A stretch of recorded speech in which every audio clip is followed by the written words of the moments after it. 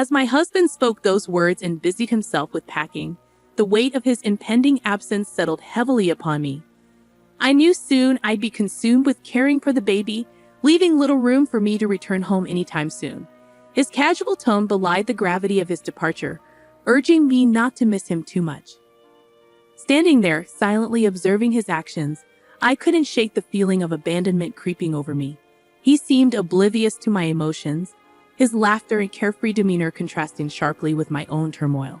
Even as he jovially inquired about our son's baby bottle, his thoughts were elsewhere, on the child he'd fathered with another woman, not ours. My name is Linda, a 42-year-old caregiver, juggling part-time work and aspirations of becoming a certified nursing assistant. My family, ostensibly complete with my husband and our son, was fractured by his infidelity. Despite enduring years of heartache and tears, I remained tethered to him by love. Once a notorious womanizer, my husband had seemingly settled into domesticity after our son's birth. Yet, beneath the facade of stability, his old habits lingered, resurfacing in clandestine affairs. Robert, our son, on the cusp of adulthood, was the center of my world, his impending departure for college both a source of pride and anxiety. Amidst the chaos of our lives, suspicions gnawed at me, fueled by the telltale signs of his infidelity, lingering scents of perfume, stray hairs, and unexplained absences. Despite my intuition, I lacked the courage to confront him, choosing instead to endure in silence. Then, during a seemingly ordinary family dinner, the truth threatened to unravel. In a rare moment of candor, fueled by alcohol, my husband's words betrayed his guilt. As he marveled at Robert's growth, his clumsy attempts to connect only served to deepen the chasm between us. Caught off guard by the sudden shift in conversation, I realized that our fragile facade of familial bliss was on the brink of collapse. As my husband uttered those shocking words, both Robert and I exchanged wary glances, suspicion clouding our expressions. With a gulp, he drained the remainder of his beer, his next revelation hanging heavily in the air. "The thing is," he began, his voice faltering slightly, "my girlfriend is pregnant." The room fell into an eerie silence, the weight of his confession leaving us stunned. Girlfriend? Pregnant? It seemed incomprehensible, nonsensical. I couldn't help but emit a dry, incredulous laugh. "You must be joking," I retorted, disbelief coloring my tone. "You've clearly had too much to drink today." But he persisted, his words weighted with a disturbing sincerity. "No, it's true," he insisted, his admission chilling me to the core. "We've been together for a year now, and it seems we've accidentally created a baby." In a flurry of panic, I rose from my seat, instinctively shielding Robert from the sordid revelation unfolding before us. His young face remained blank, untouched by the gravity of his father's words. "Robert, go to your room," I urged, desperation seeping into my voice. "This isn't a conversation for you to hear." But my husband interjected, callously disregarding my plea. "No, let him stay," he countered, his indifference to our son's innocence cutting through me like a knife. "This might be the last time we're all together." Enraged, I couldn't contain the fury rising within me. "How can you say that?"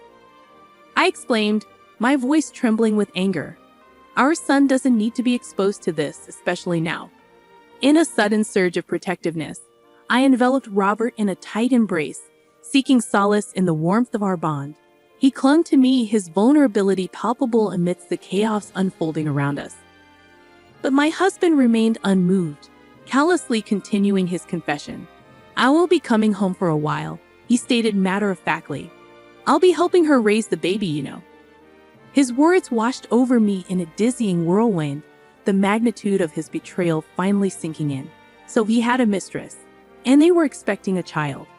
And he had chosen now, on the precipice of the baby's birth, to divulge the truth to us. I struggled to comprehend my husband's inexplicable behavior, feeling as though I was on the brink of losing my grip on reality. Over 2 decades of shared life together seemed to unravel before my eyes, leaving me reeling in disbelief. Despite the moments of resentment that punctuated our years together, witnessing him care for Robert always reassured me of his commitment as a father. But now, faced with the sudden revelation of his affair, I couldn't fathom how he could so callously discard the trust and bond we had painstakingly built. "That's how it is," he announced nonchalantly, as if it were the most natural thing in the world. "I'll be heading to her place this weekend and need to get ready." As he began to pack his belongings with a casual demeanor, a sense of devastation settled over me, the ache in my heart growing with each item he placed into his backpack. Lost in my turmoil, his cheerful inquiry about baby bottles used by Robert pierced through the heaviness in the room. Silently, I shook my head, unable to muster a response. Yet, amidst the wreckage of our shattered marriage, there remained one precious memento. It wasn't intended for him or his mistress. It was a token meant for the future, a testament to the shared joys and challenges of parenthood that my husband and I had hoped to revisit together. As he departed the room, dismissing the sentimentality of our shared memories, I couldn't help but wonder if he had truly forsaken us. Did he just abandon us? Robert's voice trembled with unshed tears, echoing the question that lingered unspoken in my own heart. 3 days later, as my husband prepared to leave for his mistress's place, I confronted him with the shattered remnants of my trust. "I believed in you," I choked out through tears, my voice breaking with the weight of betrayal. His response cut through me like a knife, a cruel mockery of our shared dreams. "I always wanted another child," he declared callously, his laughter ringing hollow in the wake of his betrayal. "But you were always too busy, weren't you? We grew older, and I knew we couldn't have another one." As he callously dismissed our shared pain, Robert's glare burned with unspoken fury, a silent witness to his father's betrayal. With a heavy heart, he offered me solace, his gentle touch of balm for the wounds inflicted by the man who had once been our anchor. "What's with that look?" My husband's dismissive words hung in the air, leaving a bitter taste of abandonment in their wake. "By the time I come back, I won't be around anymore. Are you okay with that?" My husband's words cut through the air with callous indifference, leaving a bitter taste of abandonment in their wake. With a resigned nod, I replied, "Sure, you're an adult now, right? You've lost your childlike charm and you're not as cute anymore. I've heard my girlfriend's baby is a girl, so I might like her even more than you." Robert's reaction was swift as he lunged at his father, his frustration and hurt boiling over.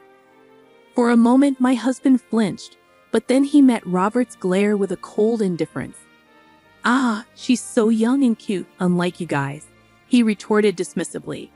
"I'm really looking forward to our future together." The truth hung heavy in the air as Robert spoke up, his voice laced with resentment. "Yeah, I get it now. You're the worst dad. At least now both Mom and I can make up our minds. We know what to do." Joining Robert's side, I added my voice to his defiance. "You should know that there will be no home for you to return to anymore." My husband, visibly annoyed, shook off Robert's grip and departed without so much as a goodbye, leaving behind a void where our family once stood united. But we refused to remain passive in the face of his betrayal. Already, we had begun to strategize, laying the groundwork for our next steps. About 2 weeks later, my husband called, his laughter grating against my frayed nerves as he spoke of the smoothness of raising their daughter. He even had the audacity to send a photo of the mistress cradling the child, igniting a simmering rage within me. Unbeknownst to him, his careless actions had unwittingly provided us with the evidence we needed to move forward. I saved the photo and commenced recording the conversation, marveling at my husband's astonishing lack of foresight. Right on cue, his mistress seized the phone and initiated the dialogue. "Are you the wife?" she inquired, her tone betraying a hint of smugness. "I'm sorry I've taken your husband all for myself, but it can't be helped since we have a child together now, right?" I couldn't help but scoff at her audacity, masking my disbelief with a disarming reply. "Lol, yes, raising a child can be tough. I'm so glad you're understanding. When I first heard about you from your husband, I just thought you were a weak person who couldn't do anything but cry. But that's not how you sound at all." As her words washed over me, a wave of realization dawned. So this was what my husband had been saying about me to his mistress. Once, such disparaging remarks would have wounded me deeply, but now they elicited nothing more than a fleeting indifference. The love I once harbored for my husband had long since dissipated. Summoning my resolve, I addressed her pointedly. You knew my husband was married with a child, and yet you still pursued him, right? Her response was laced with a thinly veiled excuse, attempting to shift the blame onto my husband's deceit.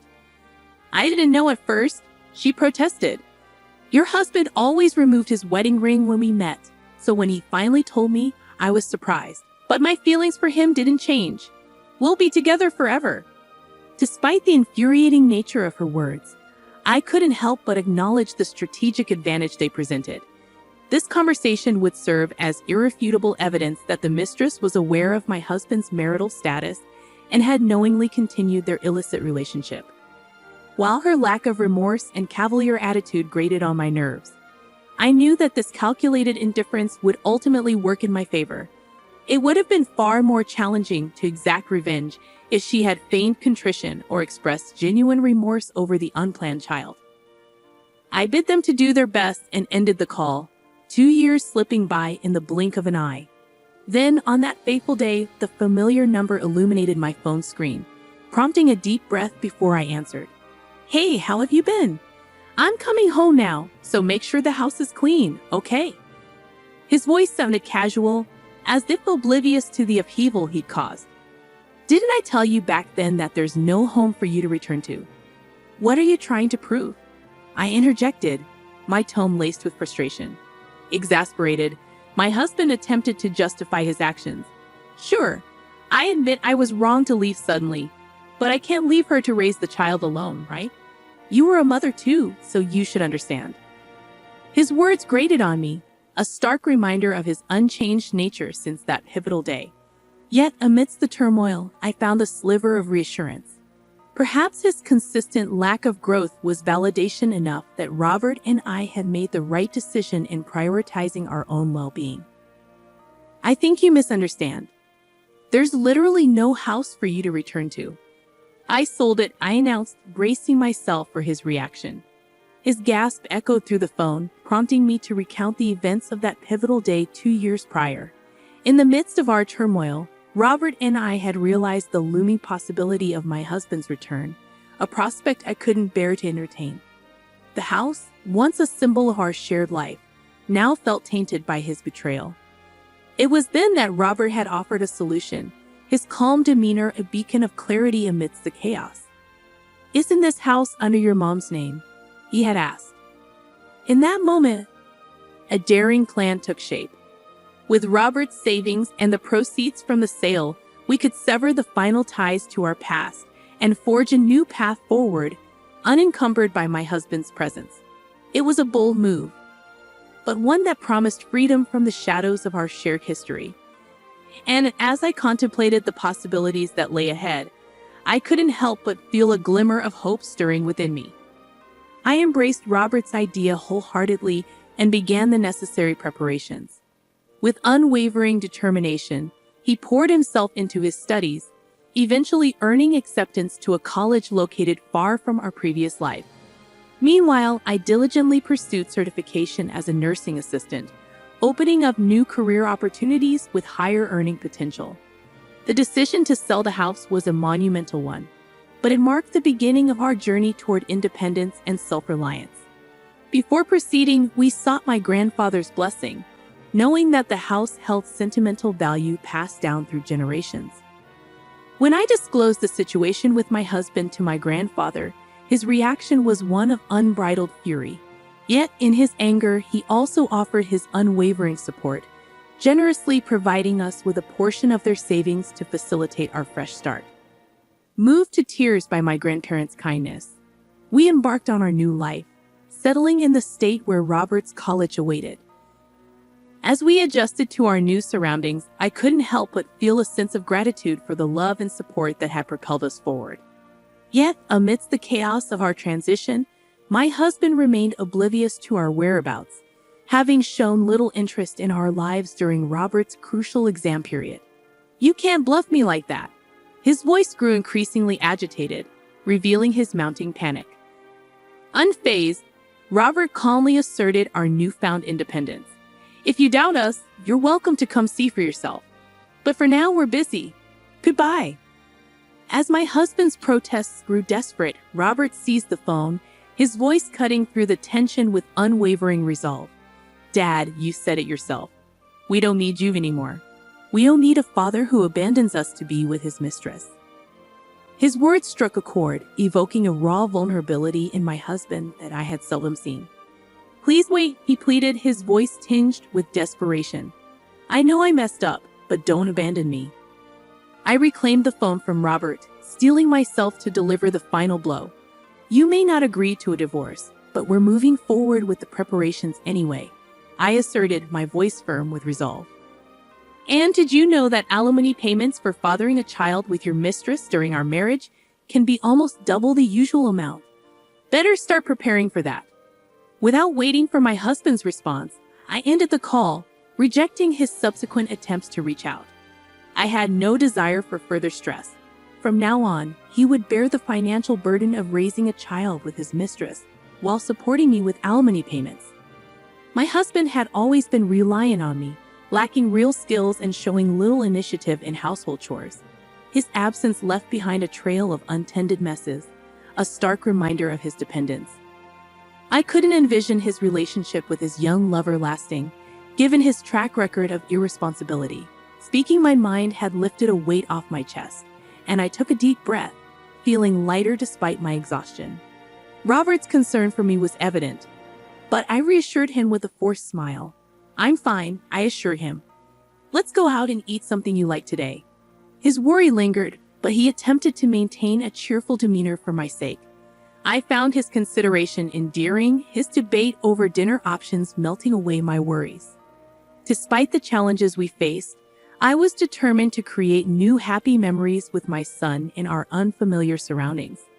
As I pondered our future, a sense of optimism washed over me. Robert's kindness and concern for me touched my heart, but I knew I needed to prepare him for a future of independence. Teaching him to cook would be a priority, ensuring he could fend for himself when the time came. With my husband out of the picture, I no longer felt lonely. As I envisioned our future together, a laugh bubbled up from within me, a sense of freedom and clarity washing over me. With him gone, I could now live the rest of my life with a clear conscience, unburdened by the weight of his presence.